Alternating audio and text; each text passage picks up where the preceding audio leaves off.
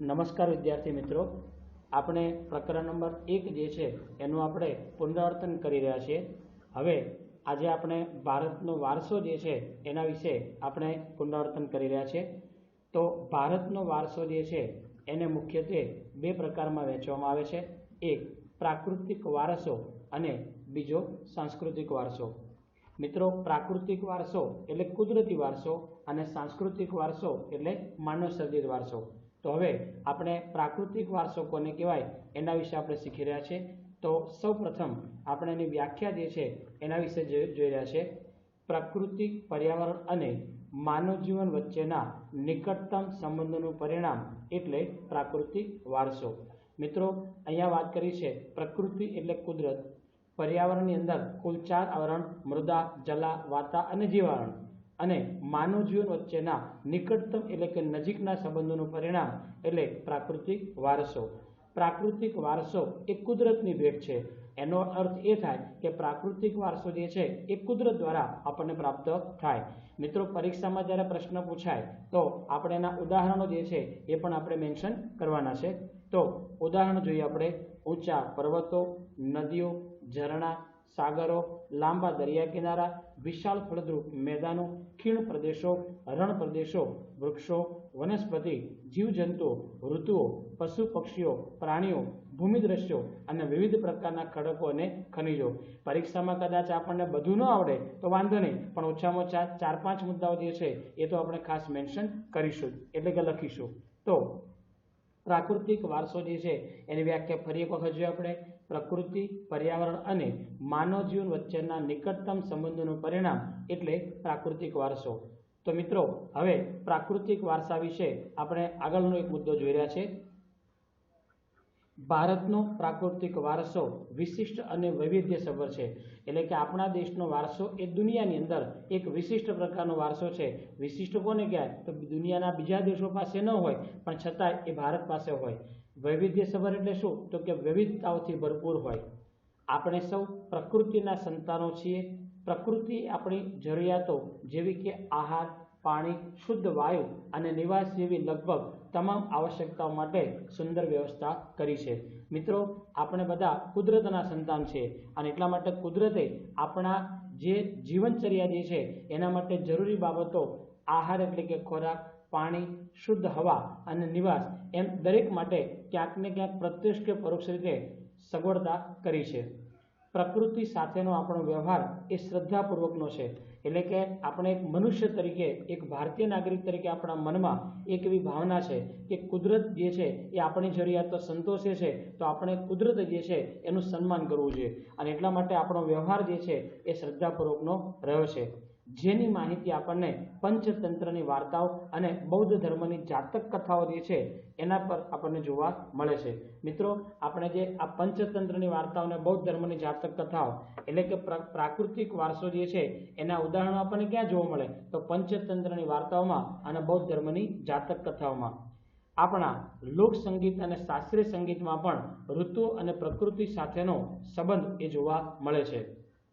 મિત્રો, આપણે જે લોકસંગીત કોને કહીશું આપણે? તો કે લોકો દ્વારા રચાયું હોય, જેના કોઈ ચોક્કસ વ્યક્તિ એની રચના ન કરી હોય પણ લોકમુખે એ ફેલાયેલું હોય।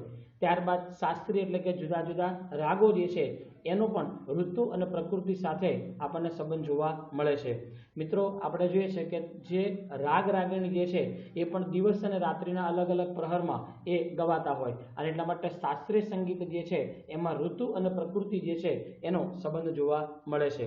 આપણા ગીતો, કવિતાઓ, તહેવારો અને ચિત્રોમાં પ્રકૃતિ અને ઋતુચક્રનું નિરૂપણ એટલે કે આલેખન જોવા મળે છે। આપણે જોઈએ કે અલગ અલગ પ્રકારના જે તહેવારો જે છે એ અલગ અલગ ઋતુઓમાં આવતા હોય। અમુક ગીતો જે છે એ પ્રકૃતિ સાથે જોડાયેલી હોય, અમુક કવિતા હોય એ સવારના સૂર્યોદયની હોય, સંધ્યાની હોય, અને ત્યારબાદ ચોમાસું હોય તો એવા સમયે, એટલે આવી અલગ અલગ સમયે આવી પ્રકૃતિ અને ઋતુચક્ર જે છે એનું નિરૂપણ એટલે કે આલેખન થયેલું જોવા મળે છે। હવે આપણી ચિકિત્સા પદ્ધતિ જે છે, કઈ ચિકિત્સા પદ્ધતિ જે છે એ સંપૂર્ણપણે પ્રકૃતિ પર આધારિત છે? તો એની વાત કરીએ આપણે। આયુર્વેદિક, યુનાની, નિસર્ગોપચાર એટલે કે નેચરોપથી એ સંપૂર્ણપણે પ્રકૃતિ પર આધારિત છે. મિત્રો, આપણે આયુર્વેદિકની વાત કરીએ તો આપણે જાણીએ છીએ કે અલગ અલગ પ્રકારના જે વૃક્ષો જે છે, છોડવાઓ જે છે, વનસ્પતિ જે છે, એમાંથી આયુર્વેદિક દવા બને. ત્યાર પછી એમાંથી જે રસ તૈયાર થાય એમાં પણ આપણે યુનાની પદ્ધતિ કહીએ. અને નિસર્ગોપચાર પદ્ધતિ જે છે, દાખલા તરીકે જળ છે, એના પછી વનસ્પતિના પાન છે, એના દ્વારા પણ જે રોગો હોય એનું નિદાન કરવામાં આવે છે અને રોગો જે છે એનો ઉપચાર કરવામાં આવે છે, જે સંપૂર્ણપણે પ્રકૃતિ એટલે કે કુદરત પર આધારિત છે. હવે પરીક્ષામાં 2 ગુણનો પ્રશ્ન પૂછાય. પ્રાકૃતિક વારસાના અંગો તરીકે ભૂમિ દ્રશ્યોનો પરિચય આપો. મિત્રો, હમણાં જે આપણે વાત કરી કે આ પ્રાકૃતિક વારસો જે છે એના જુદા જુદા અંગો હોય, એટલે કે એની અંદર ભૂમિ દ્રશ્યો જે છે એ આપણને કઈ રીતે ઉપયોગી બને અથવા આપણા માટે એ કઈ રીતે મહત્વનું છે, તો એના વિશે ચર્ચા કરીએ. આ પ્રશ્ન જે છે એ બોર્ડની પરીક્ષામાં 2 ગુણનો પ્રશ્ન પૂછી શકાય. તો જવાબ આપણે એવું લખીશું, ભૂમિ આકારો દ્વારા અને ભૂમિ દ્રશ્યોનું સર્જન જોવા મળે છે. મિત્રો, આપણે જાણીએ છીએ કે ભૂમિ આકાર એટલે આપણે વાત કરીએ કે સપાટ મેદાનો હોય, ઉચ્ચ પ્રદેશો હોય, પહાડી પ્રદેશો હોય, ખીણો હોય, કોતરો હોય, જેના દ્વારા વૈવિધ્યસભર ભૂમિ દ્રશ્યોનું સર્જન જોવા મળે છે. દાખલા તરીકે હિમાલય પર્વત જે છે એ એક ભૂમિ આકાર છે. આપણે જાણીએ છીએ કે હજારો ને લાખો વર્ષ પહેલા ત્યાં એક સમુદ્ર હતો, પણ ભૂગર્ભીય હિલચાલને કારણે ત્યાં વિશાળ હિમાલય જે છે એની ગિરિમાળાએ આકાર લીધો છે. હિમાલયમાંથી અનેક પ્રકારની ઉપયોગી વનસ્પતિ, ખનિજો અને અવનવા પશુ પંખીઓ જોવા મળે છે. આપણે જાણીએ છીએ કે હિમાલય જે છે એ સંપૂર્ણપણે બરફાચ્છાદિત છે. એનો અર્થ એ થાય કે ત્યાંથી આપણને ઉપયોગી વનસ્પતિ, ખનિજો અને વિવિધ પ્રકારના પશુ પંખીઓ જે છે એ પણ જોવા મળે છે. હિમાલય પર્વત પરના શિખરો 12 માસ બરફથી છવાયેલા રહે છે. મિત્રો, આપણે સૌ જાણીએ છીએ કે હિમાલયમાં ખાસ કરીને શિયાળામાં હિમવર્ષા થતી જોવા મળે, તો અહીંયા હિમાલય પર્વત પરના શિખરો 12 માસ બરફથી છવાયેલા હોય છે. આથી મોટી નદીઓ 12 માસ પાણીથી ભરપૂર રહે છે. આપણે વાત કરીએ ગંગા છે, યમુના છે, બ્રહ્મપુત્રા છે, સિંધુ છે, આ દરેક નદી જે છે એના મૂળ ક્યાંક ને ક્યાંક હિમાલય સાથે જોડાયેલા છે. તો આવી મોટી નદીઓ જે છે એ 12 માસ પાણીથી ભરપૂર રહે છે. આ ઉપરાંત ત્યાં તરાઈના ગાઢ જંગલો પણ આવેલા છે. એટલે કે આ તરાઈના ગાઢ જંગલો જે છે એ પણ પ્રાકૃતિક વારસો જે છે એનો એક ભાગ કહી શકાય. ભારત દેશ માટે હિમાલયનું ઘણું મહત્વ છે. મિત્રો, પહેલામાં પહેલી વાત તો આપણા દેશનું એ કુદરતી રક્ષણ કરતી એક દિવાલ છે. આપણા દેશનું બાહ્ય આક્રમણ જે છે એનાથી રક્ષણ કરતી એક કુદરતી દિવાલ છે. આ ઉપરાંત ત્યાં હિન્દુ ધર્મને જે આસ્થાના પ્રતીક એવા કેટલાક જે પ્રસિદ્ધ યાત્રાધામો છે, જેમ કે અમરનાથ, બદ્રીનાથ, કેદારનાથ જેવા પ્રસિદ્ધ યાત્રાધામો અને નંદાદેવી જેવા શિખરો પણ ત્યાં આવેલા છે. આમ આર્યોના સમયથી પર્વતો જે છે એ પવિત્ર અને પૂજનીય બન્યા છે. આર્યો જે છે એ પણ હિમાલય જે છે એનું એટલું સન્માન કરતા, એને પવિત્ર ગણી અને તેની પૂજા પણ કરતા હતા. ત્યારબાદ પ્રાકૃતિક વારસાના એક અંગ તરીકે નદીઓ વિશે આપણે સમજાવો. મિત્રો, આ પ્રશ્ન જે છે એ પ્રશ્ન અલગ રીતે પણ પૂછાય કે નદીઓ જે છે એને આપણે લોકમાતા તરીકે પૂજીએ છીએ.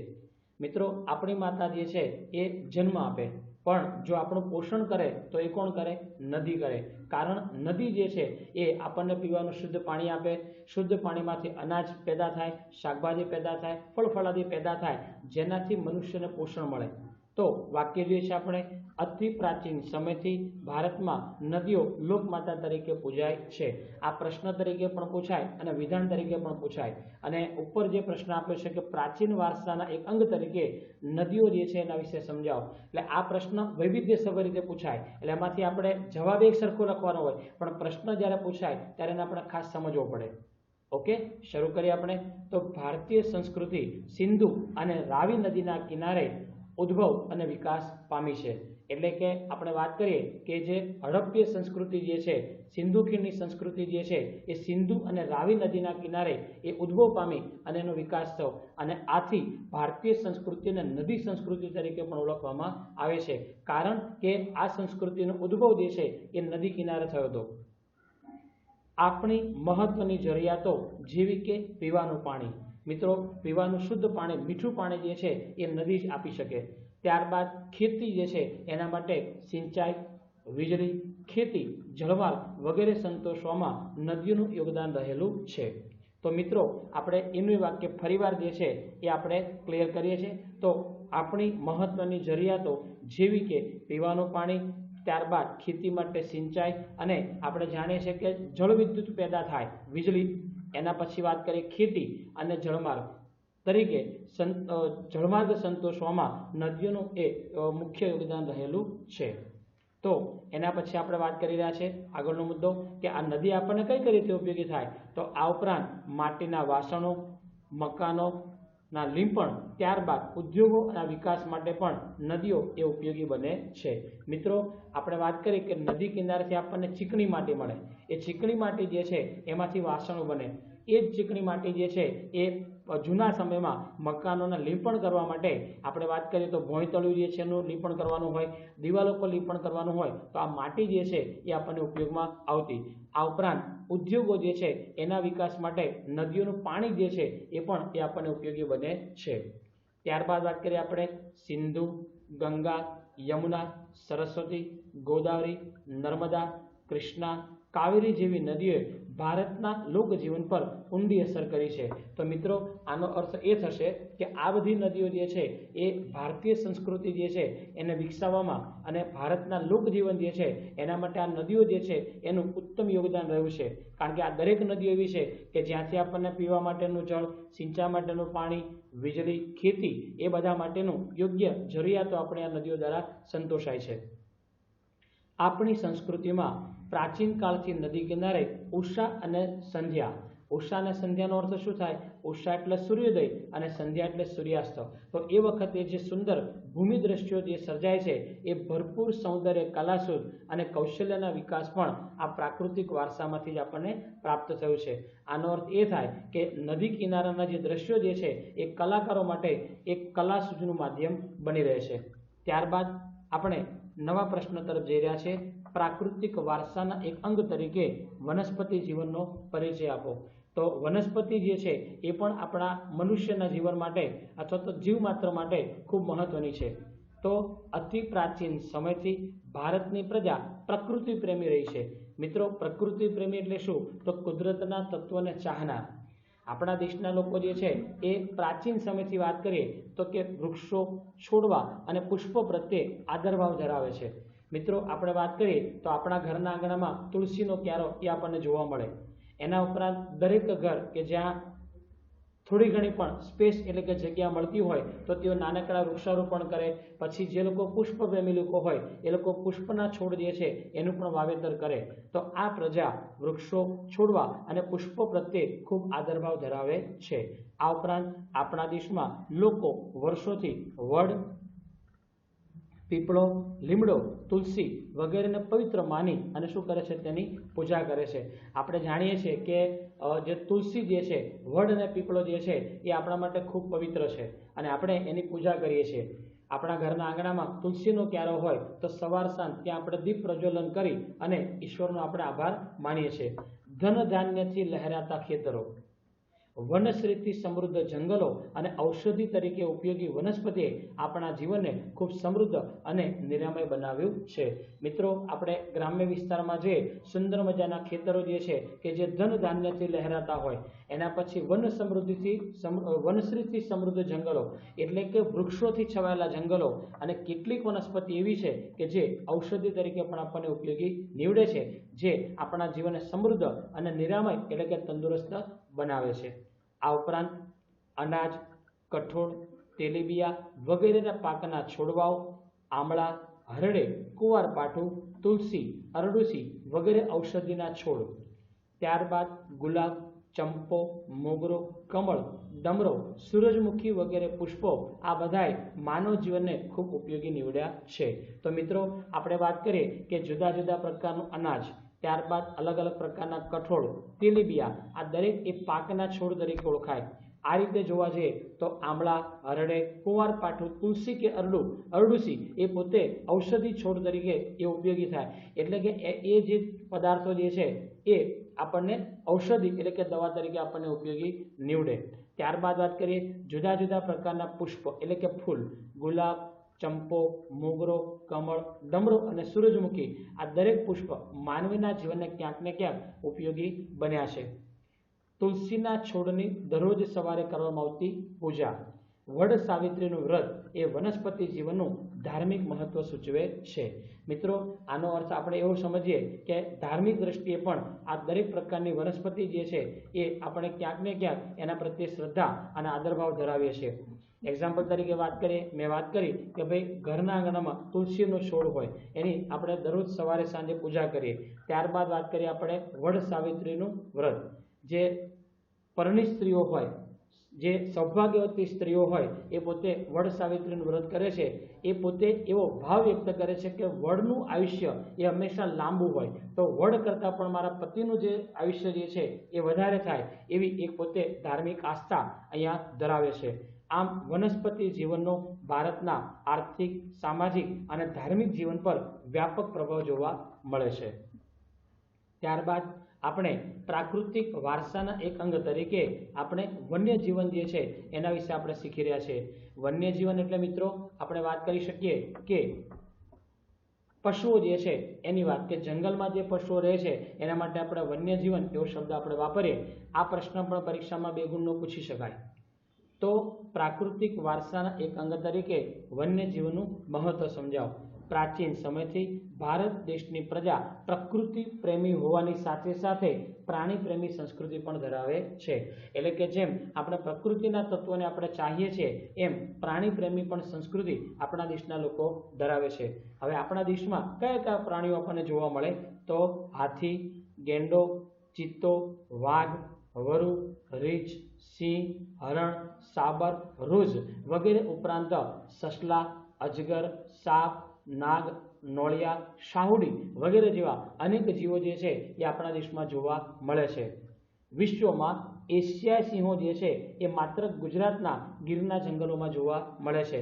મિત્રો, આ વાક્ય જે છે એ ખાલી જગ્યા તરીકે પણ પૂછાય, એક વાક્યના પ્રશ્ન તરીકે પૂછાય અને ખરા ખોટા તરીકે પણ પૂછાય. તો વિશ્વમાં એશિયાઈ સિંહો માત્ર ક્યાં જોવા મળે છે? ગુજરાતના ગીરના જંગલોમાં. ભારતના બંધારણે આપણી રાષ્ટ્રમુદ્રામાં 4 સિંહો, ઘોડા અને બળદની આકૃતિ મૂકીને તેનું મૂલ્ય આપ્યું છે. તો મિત્રો, આપણે વાત કરીએ છીએ કે આપણી જે રાષ્ટ્રીય મુદ્રા જે છે, એટલે કે આપણે રૂપિયાનો સિક્કો તમે જોયો છે, તો એની અંદર આપણે 3 સિંહ જે છે એ દેખાય. ઓલરેડી એ 4 છે. તો મુદ્રાની અંદર આપણને 4 સિંહો અને એની નીચે આપણે જોઈએ છે કે ધર્મચક્ર અંકિત કરવામાં આવ્યું છે કે જેની આજુબાજુમાં ઘોડા અને બળદની આકૃતિ પણ જોવા મળે છે. આનો અર્થ એ થાય કે આપણે વન્યજીવો જે છે એના પ્રત્યે સન્માનની લાગણી એ આપણે અનુભવીએ છીએ. આપણી ધાર્મિક માન્યતાઓમાં આપણી ધાર્મિક માન્યતામાં લોકોએ કેટલાક વન્યજીવો જેમ કે વાઘ, સિંહ, મોર, ગરુડ, મગર વગેરેને દેવી દેવતાના વાહન તરીકે સ્થાન આપ્યું છે. તો મિત્રો, આપણે જ્યારે માતાજીના ચિત્રો આપણે જોઈએ, ભગવાનના ચિત્રો જોઈએ તો એની અંદર આપણને ભગવાનના અથવા માતાજીના ચિત્રની સાથે વાઘ, સિંહ, મોર, ગરુડ, મગર વગેરે આપણને જોવા મળે છે. દાખલા તરીકે વાત કરીએ આપણે, વાઘ જે છે એ અંબેમાનું વાહન જે છે, એના પછી સિંહ જે છે એ ચામુંડામાનું વાહન છે, એના પછી મોરની વાત કરીએ તો એ સરસ્વતી, ગરુડ જે છે એ વિષ્ણુ ભગવાન અને મગર એ ખોડિયાર માતાનું વાહન છે. આનો અર્થ એ થાય કે જેટલું મહત્વ આપણે દેવી દેવતાઓને આપીએ છીએ એટલું જ મહત્વ જે છે એ આવા વન્યજીવોને પણ આપણે આપવાની પરંપરા અને સંસ્કૃતિ જોવા મળે છે. ભારતમાં વન્યજીવની સુરક્ષા માટે કાયદાઓ તથા તેમના જતન અને સંરક્ષણ માટે સરકારે કેટલાક અભયારણ્યો બનાવ્યા છે. તો મિત્રો, આ વન્યજીવની સુરક્ષા એ આપણા દેશનું એક રાષ્ટ્રીય કાર્ય કહેવાય અને એટલા માટે સરકાર જે છે એમણે વન્યજીવની સુરક્ષા માટે કાયદાઓ ઘડ્યા છે અને કેટલાક અભયારણ્યોની પણ રચના કરવામાં આવી છે. તો મિત્રો, આજના લેક્ચર પૂરતું આપણે આટલા મુદ્દાઓનો અભ્યાસ કર્યો. હવે આવનાર લેક્ચરની અંદર આપણે નવા મુદ્દાઓ સાથે ફરીવાર આપણે મળીશું. ખૂબ ખૂબ ધન્યવાદ. આભાર.